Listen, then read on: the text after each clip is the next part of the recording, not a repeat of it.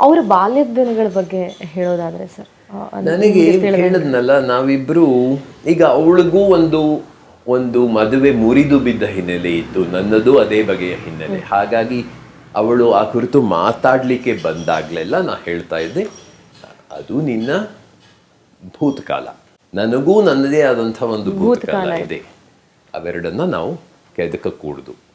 ಏನೇ ಆಗಿರಲಿ, let's not get there, we don't want to talk about our past. ಹಾಗಾಗಿ ನಾವು ಹೆಚ್ಚು ಆ ಕುರಿತು ಮಾತಾಡಲೇ ಇಲ್ಲ. ಆದರೆ ಹೇಳೋಳು ಆಗಾಗ, ಎಲ್ಲಿ ಓದ್ದೆ, ಗುಟ್ಟಹಳ್ಳಿನಲ್ಲಿ ಯಾವುದೋ ಸ್ಕೂಲ್ನಲ್ಲಿ, ಆಮೇಲೆ ಅಲ್ಲಿಯ ಕೆಲವು ಶಿಕ್ಷಕರನ್ನ ಕುರಿತು ಮಾತಾಡೋಳು. ಆಮೇಲೆ MES ಕಾಲೇಜ್ನಲ್ಲಿ ಪದವಿಯನ್ನು ಪಡೆದ್ಲು.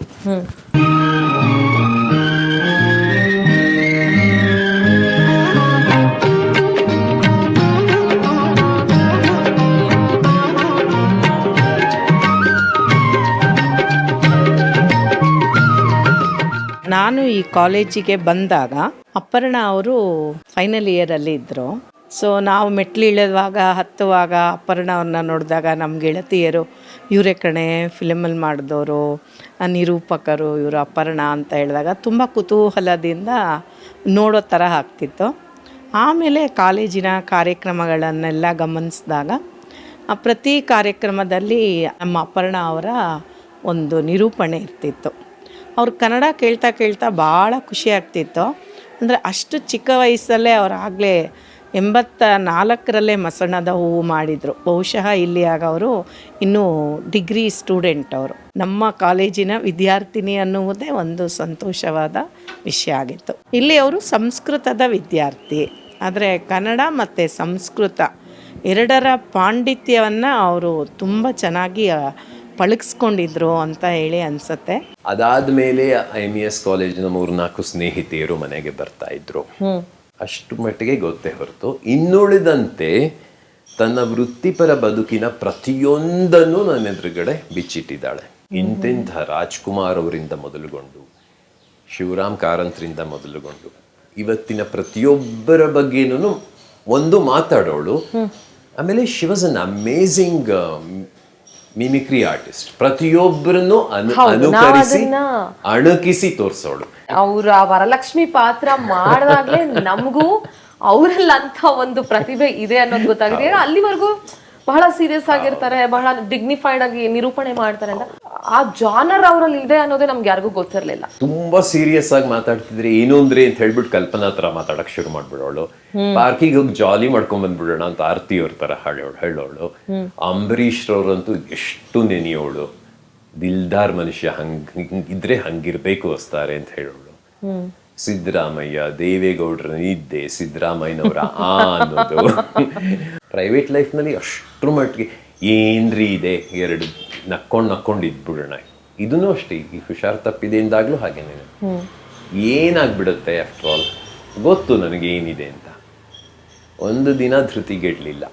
ಆದರೆ ಅವಳಿಗೆ ಇರಬೇಕು ಅನ್ನೋ ಆಸೆ ತುಂಬ ಇತ್ತು. ಅದೊಂಥರ ಅದಮ್ಯವಾದ ಆಸೆ.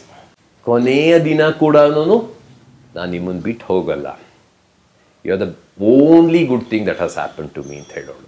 ನನಗೆ ಕೊನೆ ಕ್ಷಣದಲ್ಲೂ ನಂಬಲಿಕ್ಕಾಗಲಿಲ್ಲ. ಆ ಲಾಸ್ಟ್ ಮೂಮೆಂಟ್ಸ್, ಲಾಸ್ಟ್ ಸೆಕೆಂಡ್ಸ್ ಹೇಗಿತ್ತು ಸರ್ ಅವತ್ತು? ಏನಾಯಿತು, 11ನೇ ತಾರೀಕು ಜುಲೈ 24ನೇ ಇಸ್ವಿ. ಅವತ್ತು 9ನೇ ತಾರೀಕು ಕೂಡ ಇದಕ್ಕಿದ್ದ ಹಾಗೆ ಬೆಳಿಗ್ಗೆ ಏನೋ ಸರಿ ಹೋಗ್ತಾ ಇಲ್ಲ, ಏನೋ ಇರಸ್ಮುರ್ಸು, ಏನೋ ಹಿಂಸೆ ಆಗ್ತಿದೆ. ಅಂಥ ಸಂದರ್ಭದಲ್ಲೂ ಯಾವಾಗಲೂ ಏನು ಹೇಳೋಳು, ಕಂದ ನಾನು ಸ್ವಲ್ಪ ಮಲ್ಕೊಂಡು ಎದ್ಬಿಡ್ತೀನಿ. ಅಂದರೆ ಮೇ ತಿಂಗಳವರೆಗೂ ತುಂಬಾ ಚೆನ್ನಾಗಿದ್ಲು. ಮೇ 15 ರಿಕವರ್ ಆಗೋ ಸ್ಟೇಜಸ್ ಏನಾದ್ರು ಇದ್ರ ತುಂಬಾನೇನೆ ನನಗೆ ಆಶ್ಚರ್ಯ ಆಗೋದು. ಯಾಕಂದ್ರೆ ಯಾವಾಗ ನನ್ನ ಜೊತೆ ಜಗಳಾಡ್ತಾಳೆ ಅಂದ್ರೆ ಹೆಣ್ಣು ಚಿಗಿದ್ಕೊಳ್ತು ಅಂತ ನಾ ಹೇಳ್ತಾ ಇದ್ದೆ. ಅಂದ್ರೆ ಇದೊಂಥರ ಜೀವನೋತ್ಸಾಹದ ಒಂದು ಪರಿ ಅಲ್ವಾ.